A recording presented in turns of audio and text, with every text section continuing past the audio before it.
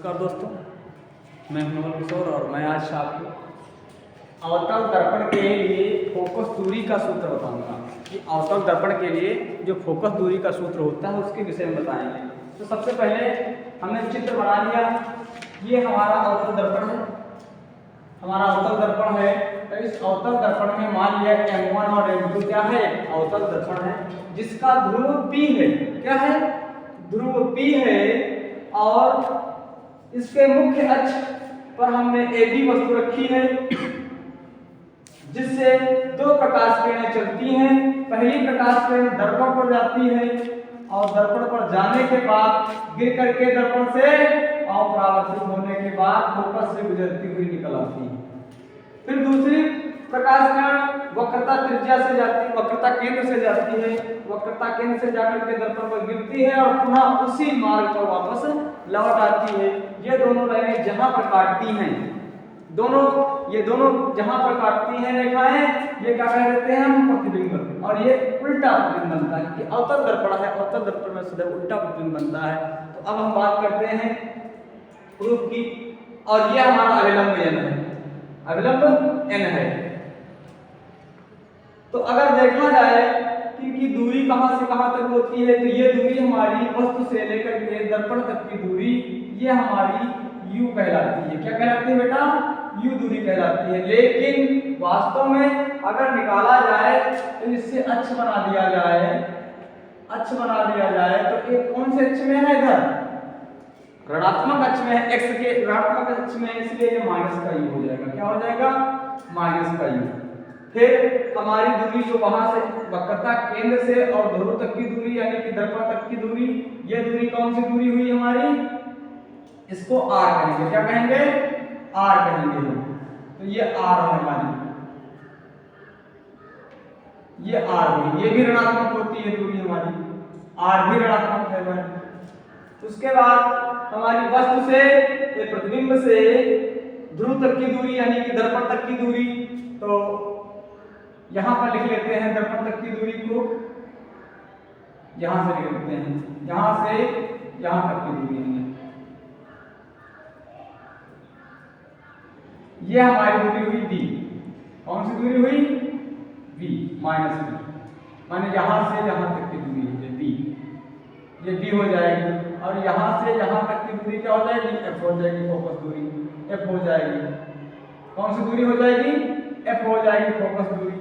तो यहां से चित्र खींच लेते हैं, ये हमारा f हो गया।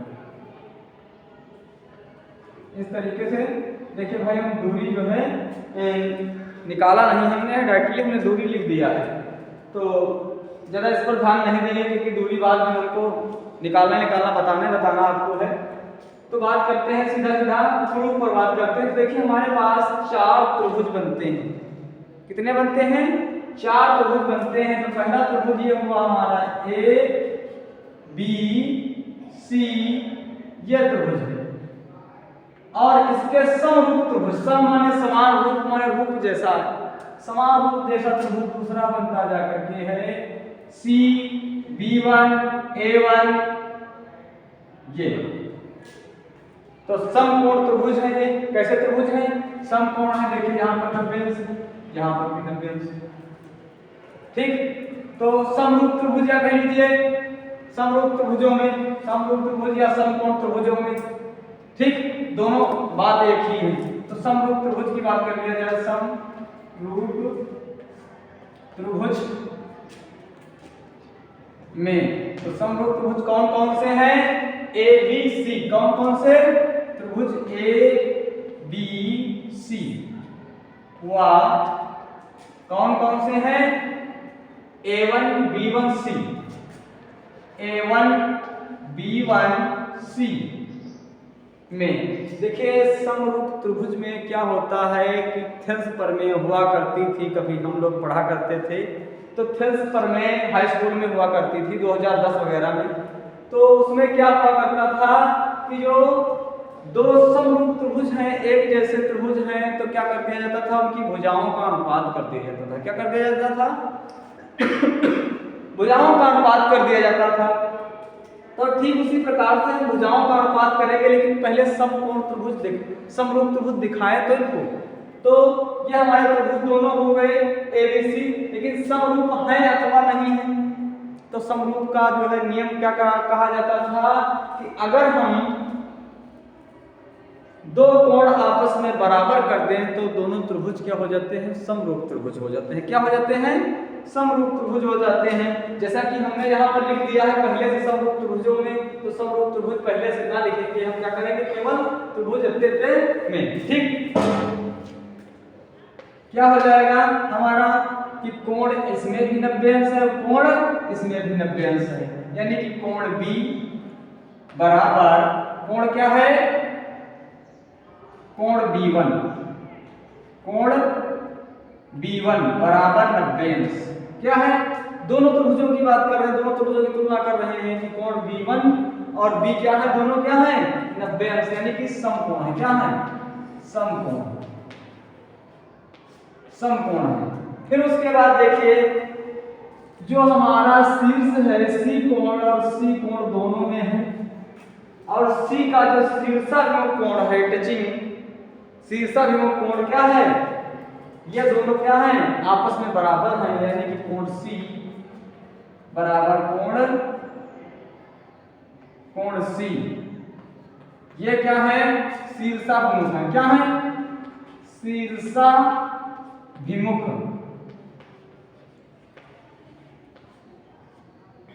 भिमुख कोण, ये शीर्षाभिमुख कोण है। कौन से कोण है बेटा, ये शीर्षाभिमुख कोण है। शीर्षाभिमुख कोण जिनके मुंह आपस में बराबर होते हैं, लिपिंग टू लिपिंग है, तो शीर्षाभिमुख। दो चीजें हमको पता चल गई। अच्छा, जब दो चीजें पता चल जाती हैं तो हम कह देते हैं कि हमारे त्रिभुज क्या है, समरूप त्रिभुज है। अतः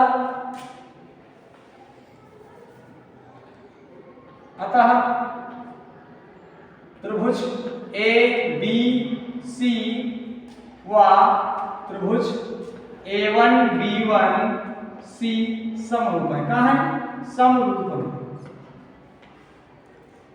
त्रिभुज है। क्या है, समरूप त्रिभुज है। और हमने कह दिया ये समरूप त्रिभुज है, तब हम क्या कर सकते हैं, इनकी वही थेल्स प्रमेय लगाएंगे। थेल्स प्रमेय क्या होती है कि इसका जो लंब होगा वो इसके लंब के बराबर होगा, यानी कि AB बटा A1B1, AB बटा थेल्स प्रमेय, किसके, थेल्स प्रमेय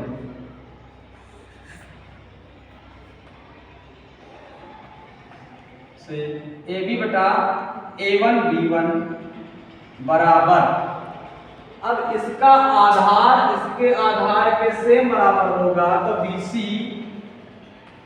बटा B1C, इसको हमने समीकरण 1 माना। ठीक इसी प्रकार से हमारे पास फिर से दो त्रिभुज बन जाएंगे, एक त्रिभुज ये बन जाएगा और एक त्रिभुज ये बन जाएगा। हमारे दो त्रिभुज हमारे पास फिर से बन जाएंगे। तो त्रिभुज कौन कौन से ले लिया हमने, ये त्रिभुज दो बन जाएंगे हमारे पास, MNF और A1B1F। तो कौन सा त्रिभुज है, त्रिभुज MNF तथा त्रिभुज A1B1F में। इसी प्रकार से हम क्या करेंगे, अगर देखेंगे कि दोनों कोण क्या हैं, इसमें भी शीर्षाभिमुख कोण दोनों आपस में बेटा बराबर हैं, यानी कि कोण F बराबर है, और इनमें भी 90 अंश यहाँ पर भी है, 90 अंश यहाँ पर भी है। तो दोनों 90 अंश B1 और N दोनों 90 अंश हैं, यानी कि कह देंगे कि हमारा भी क्या है, समरूप त्रिभुज है, एक ही जैसे रूप वाले त्रिभुज है। तो इसी प्रकार से क्योंकि हमारे पास जगह की शॉर्टेज है, इसलिए फिर हम कह सकते हैं कि ऐसे ही सेम लिख देंगे। क्या लिख देंगे हम कि थेल्स प्रमेय से क्या करेंगे, थेल्स प्रमेय से क्या लिख देंगे, उसका लंब और छोटे त्रिभुज का लंब बराबर हो जाएगा। तो यानी कि क्या हो जाएगा, MN में इसी प्रकार डाल देंगे। ठीक, इसी इधर से लिख देना, इसी प्रकार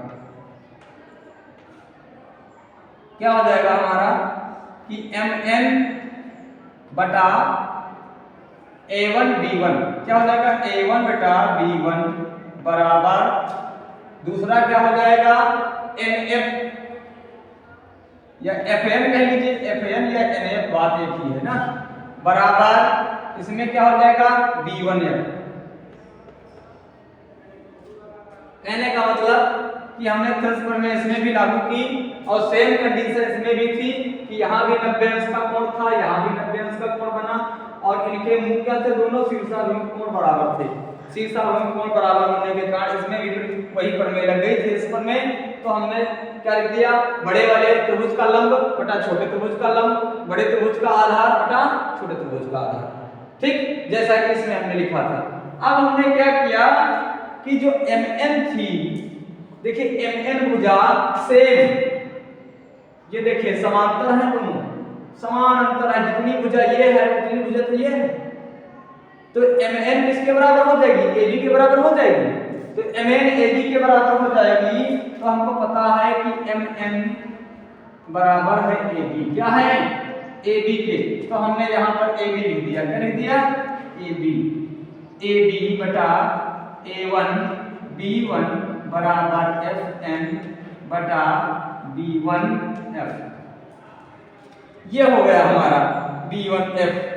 तो अब देख लीजिए कि ये जितना है सेम इतने का मान हमको पहले से पता है, bc बटा b1 है ना, मान पता है ना, नीचे देखो याद लगा रहा हूं, मान पता है कि नहीं पता है भाई, तो मान पता है a1 ab बटा a1 b1 का ab बटा a1 b1 का मान कितना है bc बटा b1c, तो केवल मान हम वहां से यहां रख देंगे, क्या कर देंगे, मान वहां से यहां रख देंगे। तो मान रखने पर समीकरण 1 से समीकरण समी छोड़ दिया आप लिख करके, समीकरण हो गया समीकरण 1 से, देखो इसमें आता है कि नहीं आता, नहीं आता तो आगे पढ़ाएंगे। अब उसके बाद जो है क्या आ जाएगा हमारा कि ab बटा a1 b1 का मान bc बटा b1c, bc बटा b1c बराबर fn बटा b1f। देखिए यहाँ पर जो fn है, ये fn देखिए बहुत छोटी दूरी है यहाँ से यहाँ तक की, तो हम इसको fp भी कह सकते हैं, लगभग बराबर होगा। तो जो हमारी fn है, fn बराबर होगी किसके, fp के लगभग में, किसमें लगभग, क्योंकि वो दूरी का हमको मान नहीं पता बेटा, इसलिए हमने क्या कर दिया लगभग। तो यहाँ पर fn की जगह पर pf लिख दें या fp लिख दें, बात एक ही है। तो b1 bc b1c बराबर, अब ये मत कहना कि c काट दिया, वो भुजाएं हैं बेटा, काटेंगे नहीं हम, तो क्या हो जाएगा fp बटा b1f, तो इतना आ गया। अब हमको क्या करना है, मान निकालना है, क्या निकालना है, मान निकालना है। रोक दीजिए इसको, आगे बढ़ा लेते हैं। तो हमारा क्या आया था, b1c बटा b1, bc बटा b1c, fp बटा b1f। अब हमको जिसके जिसके मान पता है निकाल लेते हैं। देखिए देख bc है, कितना है ये bc इतनी वैल्यू हमको निकालना है, जबकि हमको पता है पूरी वैल्यू, पूरा मान पता है, इतना हमको निकालना है। तो ये हम क्या करते हैं, घटा देंगे, जैसे कि हमने लिख लिया यहाँ पर, देख लीजिए ये है हमारा p और ये है c और ये है हमारा b, हमको मान चाहिए bc और हमको पूरा पता क्या है, यहाँ से यहाँ तक का जो है क्या है r है, और यहाँ से यहाँ तक पूरा मान कितना है u है। तो क्या करेंगे हम, देखिए इतना मान चाहिए ना, तो पूरे फुल मान से जो जितना मान हमारा दिया है उसमें से इतना हटा देंगे, यानी कि घटा देंगे, क्या कर देंगे, घटा देंगे। तो इतने तो बचेगा, तो क्या हुआ bp, कहां से bp से क्या कर देंगे हम, bp से हमने कितना हटाया है cp, कितना हटाया है सीपी, सीपी या पीसी कहो एक बात है, ठीक। अब हमारा जो है B1C की बात कर लेते हैं। तो B1C हमारा देखिए कितना है, B1C इतना मान चाहिए हमको। तो हमको देखिए B1C, तो C से P तक हमको लिख दीजिए। क्या लिख देंगे, C से हमने लिख दिया P तक। बीच में हमको B1 से मान निकालना है। क्या से, B1 से निकालना है। तो देखिए यहां से लेकर के यहां तक पूरा हमको मान R होता था, है ना, और यहां से यहां तक हमको मान कितना पता है, B पता है। हमको मान निकालना कितना है, तो उसको दरवाजे पे मान कितना निकालना हमको है, मान निकालना हमको है बेटा कितना, B1C का इतना मान निकालना है। तो हम ये हटा देंगे, क्या कर देंगे, ये हटा देंगे, ये हटा देंगे, यानी कि CP से इतना घटा देंगे। क्या घटा देंगे, CP से CP माइनस B1P, है ना। उसके बाद अब किसका मान चाहिए, PF या FP का मान कितना है, यहाँ से यहाँ तक मान, ये मान चाहिए हमको। इतना मान हमको पता है, क्या मान पता है, B1 से लेकर के P तक हमको मान पता है। इतना तो मान हमको पता ही है, कितना है, F हमको पता है, ये F। तो FP का मान हमको पता है, B1F का मान निकालना है, B1F ये। तो देखिए हमने क्या किया, ये चित्र फिर से बनाया कि B1 और ये F हुआ और ये हमारा P हुआ। देखिए यहां से यहां तक दूरी पूरी हमको कितना पता है, B, ये B है हमारी, है ना। उसके बाद ये FP कितना है हमारा, ये दिया हुआ है F। मान कितना निकालना हमको है, B1F का कितना मान निकालना है। तो क्या करेंगे, ये हटा देंगे संपूर्ण से, B1P से हमने FP हटा दिया, B1P से हमने क्या घटाया, FP घटा दिया, F और P, FP घटा दिया। तो इस तरीके से हमारे मान आ गए। अब हम क्या करते हैं, वो भी दरवाजा बंद करो। अब एक क्या करते हैं, ये हटा देते बेटा है। देखिए इसको हम हटा देंगे क्योंकि हम मान रख रहे हैं ना, तो मान रखेंगे तो इस सर्किल से हमसे कोई मतलब नहीं, को हमने क्यों समझाने के लिए तुमको बताया बेटा, तो इसको हमने हटा दिया। अब जैसे ही हम इसको हटाते हैं मान BP का, देखिए BP का मान कितना है, B से P तक की दूरी, ये पूरी माइनस का योग है, ये हमने माइनस का योग रख दिया, माइनस CP, तो C से P तक की दूरी R है, माइनस का R रख दिया हमने। उसके बाद देखिए CP पहले से माइनस R आपको पता है, माइनस R रख दिया, माइनस B1P, देखिए B1 और P ये कितना B है, ये हमने माइनस का B रख दिया। आगे स्टेप में चलते हैं, इसका मान कितना है, F है, माइनस का हमने रख दिया। उसके बाद B1P का मान हमने कितना, माइनस का B रख दिया, माइनस FP का मान कितना है, माइनस का F है, ये हमने रख दिया।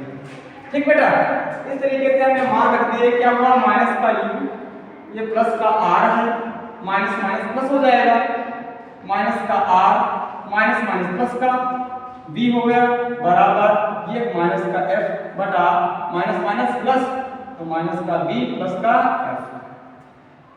इस तरीके से हमने मान रख दिए। अब क्या करेंगे हम, अब हम इसको गुणा करा देंगे। क्या करा देंगे, गुणा करा देंगे। तो गुणा कराइए इसको। तो हम सबसे पहले U से गुणा करते हैं दोनों को, तो U और B का गुणा हो जाएगा minus minus plus UV, UV हो गया। फिर U का और F का गुणा कराएंगे तो प्लस और माइनस माइनस UF, क्या हो जाएगा UF। उसके बाद R से गुणा कराते हैं, R का B से तो प्लस माइनस माइनस RB।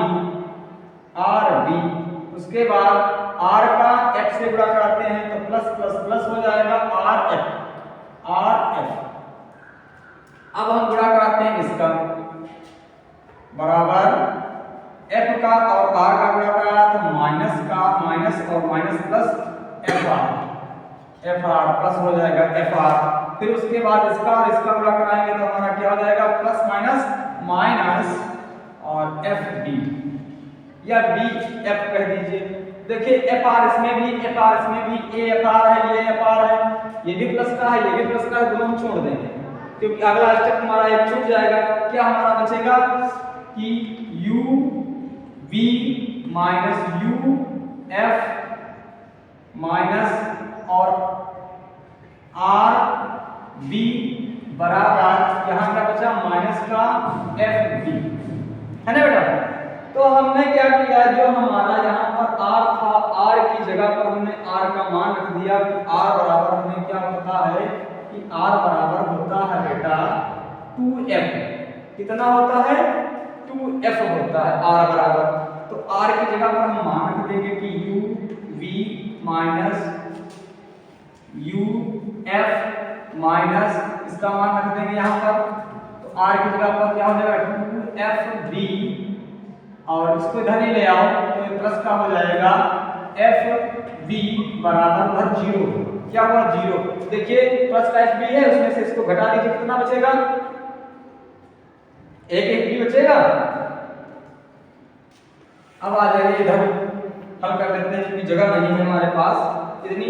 तो देखिए यू बी क्या है, U B minus U F और माइनस का बचा हमारा एफ बी बराबर 0। एफ बी को उधर भेज देंगे, यू बी माइनस यू, ये दोनों उधर भेज दीजिए, दोनों उधर भेज रहे हैं हम, तो दोनों प्लस के हो जाएंगे एफ बी। अब क्या करते हैं, हम दोनों को क्या कर देते हैं, भाग कर देते हैं यू बी एफ से। किससे, यू बी एफ से, यू बी एफ से भाग करने पर, भाग करने पर तो देखिए यू एफ यू बी बटा यू बी एफ बराबर यू एफ बटा U B F plus F B बटा यू बी एफ। देखिए बी से बी कटा, एफ से एफ कटा, एफ से एफ कटा, एफ से एफ कटा, एफ से एफ कटा, यू से यू कटा, यू से यू कटा, यहाँ पर यू बी और यू बी दोनों कटा, क्या बचेगा एक और एफ यानी कि 1/f बचा बराबर यहाँ पर क्या बचेगा एक बी, 1/b बचा प्लस यहाँ क्या बचेगा एक, नीचे क्या बचा तुम्हारा बी कटी है यू 1/u। तो ये हमारा दर्पण का सूत्र आ गया कि दर्पण का सूत्र हमारे अवतल दर्पण के लिए 1/f बराबर 1/b प्लस 1/u ये सूत्र आ जाता है। अगर इसका स्क्रीनशॉट लीजिए तो आप स्क्रीनशॉट भी ले सकते हैं। तो अगले मिलेंगे कल वीडियो में। धन्यवाद तब तक की।